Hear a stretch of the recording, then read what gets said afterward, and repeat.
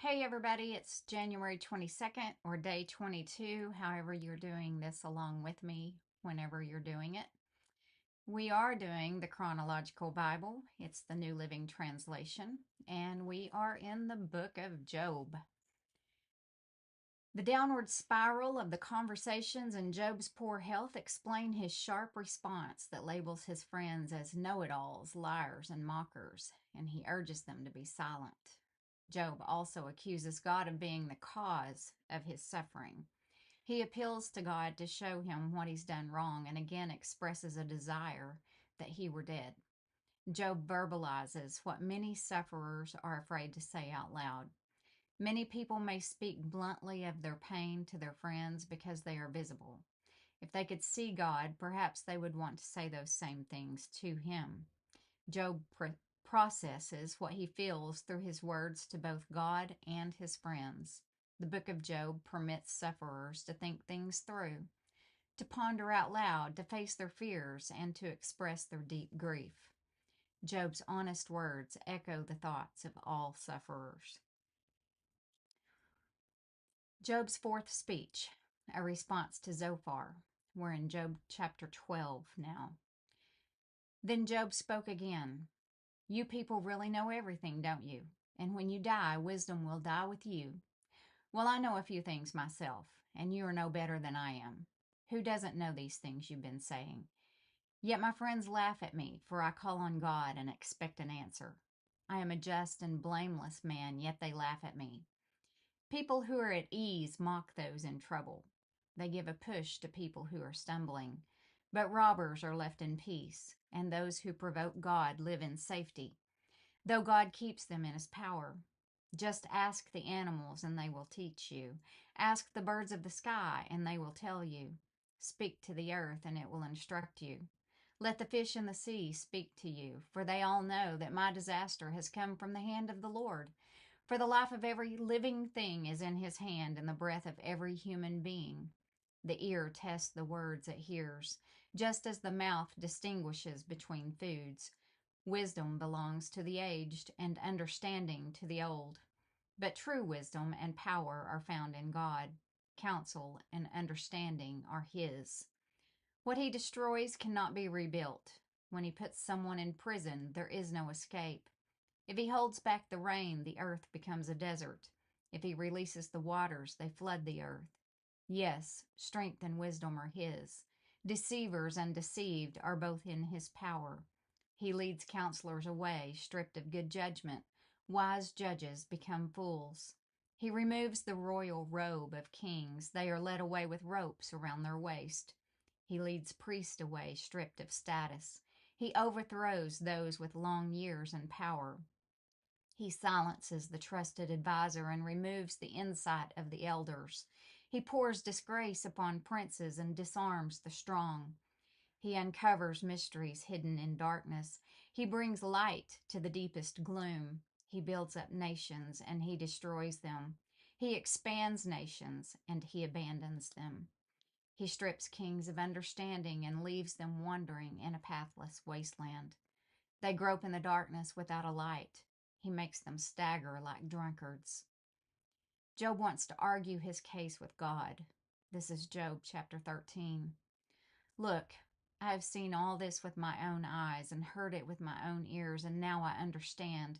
I know as much as you do. You are no better than I am. As for me, I would speak directly to the Almighty. I want to argue my case with God himself. As for you, you smear me with lies. As physicians, you are worthless quacks. If only you could be silent. That's the wisest thing you could do. Listen to my charge. Pay attention to my arguments. Are you defending God with lies? Do you make your dishonest arguments for his sake? Will you slant your testimony in his favor? Will you argue God's case for him? What will happen when he finds out what you are doing? Can you fool him as easily as you fool people? No, you will be in trouble with him. If you secretly slant your testimony in his favor, doesn't his majesty terrify you? Doesn't your fear of him overwhelm you? Your platitudes are as valuable as ashes. Your defense is as fragile as a clay pot. Be silent now and leave me alone. Let me speak and I will face the consequences. Why should I put myself in mortal danger and take my life in my own hands? God might kill me, but I have no other hope. I am going to argue my case with him. But this is what will save me. I am not godless. If I were, I could not stand before him. Listen closely to what I am about to say. Hear me out. I have prepared my case. I will be proved innocent. Who can argue with me over this? And if you prove me wrong, I will remain silent and die. Job asked how he has sinned. Oh God, so now he's speaking to God. Grant me these two things, and then I will be able to face you. Remove your heavy hand from me, and don't terrify me with your awesome presence. Now summon me, and I will answer, or let me speak to you, and you reply. Tell me, what have I done wrong? Show me my rebellion and my sin. Why do you turn away from me? Why do you treat me as your enemy? Would you terrify a leaf blown by the wind? Would you chase dry straw? You write bitter accusations against me and bring up all the sins of my youth. You put my feet in stocks. You examine all my paths. You trace all my footprints.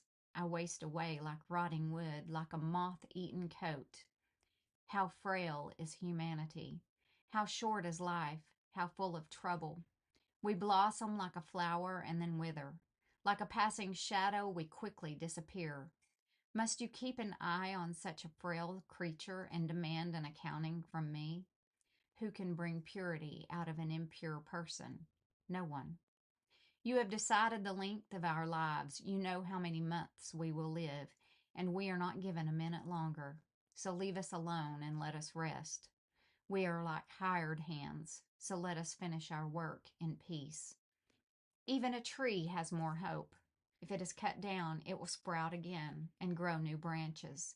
Though its roots have grown old in the earth and its stump decays, at the scent of water it will bud and sprout again like a new seedling. But when people die, their strength is gone. They breathe their last, and then where are they?